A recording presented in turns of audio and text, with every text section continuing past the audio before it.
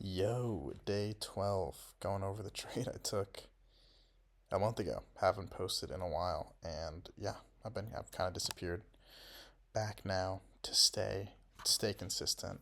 Um, Reason I haven't posted in, a while is because I kind of just been focused on my own strategy, my own kind of trading journey, and content creation, and kind of all this has not been, a big worry for me, not a big focus.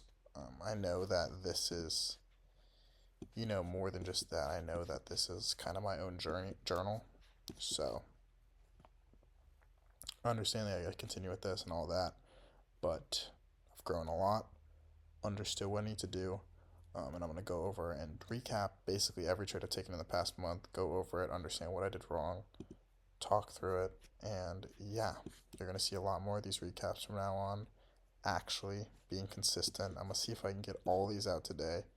Not entirely sure, but we will try. But for now, we're just gonna go over the trade I took October 28th.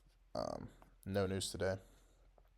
I'll make all these relatively short because they're just quick little recaps. So, um, as we can see, how am I blanking? As we can see, market opens, sweep pre-market highs, and we tank down. At this point, we're below equilibrium, right? We're looking to place longs here.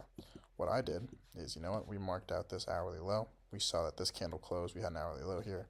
And what did price do on the S&P? It swept it, right? Moved up. What did it do after that? Went down, right, to fill in orders. And the trade I took is that I scaled down to the 1 minute. We saw it took orders. We saw it tank down a little bit more. Break structure here. Tap in. Retest. Reacted. Stops below fair value gap, targeting this high, and we got stopped out. Right, this was, a good trade in my mind at the time. I just said at the time that a part of the game, um, losses happen. On to the next. Looking back now, I can tell that I'm a lot better of a trader. So I realized that this was actually a terrible trade. So yeah, I'm just gonna kind of go over what I would have done, what I should have done, what I would do now, and show you that this was actually a very bad trade. So first things first, even though I would have lost this on the Nasdaq, should have taken it on the Nasdaq because the Nasdaq had an S&P divergence. Right. The only reason I didn't take it on the Nasdaq is because the Nasdaq was about 3 minutes behind of the S&P price action of when it gave me a reaction. So I simply said, hey, I'm just going to react off this. Whatever happens, happens. Not the play, right? The reason I took this trade, as opposed to waiting for a price to hit equilibrium up here, take a long, is because I kind of just, thought in my mind that if I didn't take this, I would be hesitating. All right, I moved. There was a lot of noise going on, but what was I saying? Oh yeah, um, not entirely sure. I just said that I'm taking this because I want to hesitate, and I learned that that's a big problem I've been having, and I've definitely been trying to improve on that, not kind of blame hesitation. But yeah, second thing, shouldn't have reacted off this, to begin with. This was a horrible draw on liquidity. It was 5 minutes, prior to or previous to when we got a reaction. Should have waited for a more prominent point, whether it was this, or on the Nasdaq, these hourly lows or other things. All right, I'm back again. This is last time. So much noise going on here.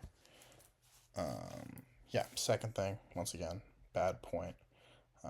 Final thing, what I would have done is if I took this trade, today or tomorrow.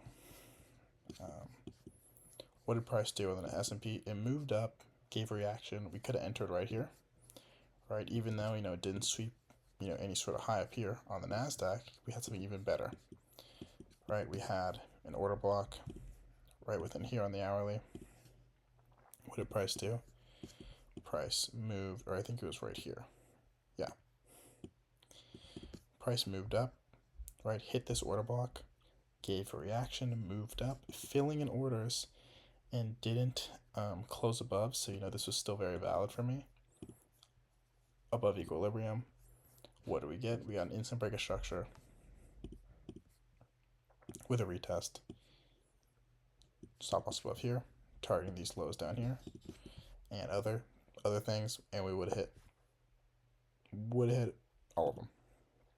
So overall, looking back, a month from this was a horrible trade, and I'm happy I'm going back, through all these trades, understanding what I did wrong, understanding what I can improve on, so this doesn't happen again. And yeah, it kind of just shows how much better of a trader I've become, and I'm happy to go through all these with you guys. But from now on, I'm going to stay more consistent. I'm going to see if I can get all these previous trades out today. And yeah, have a great rest of your day.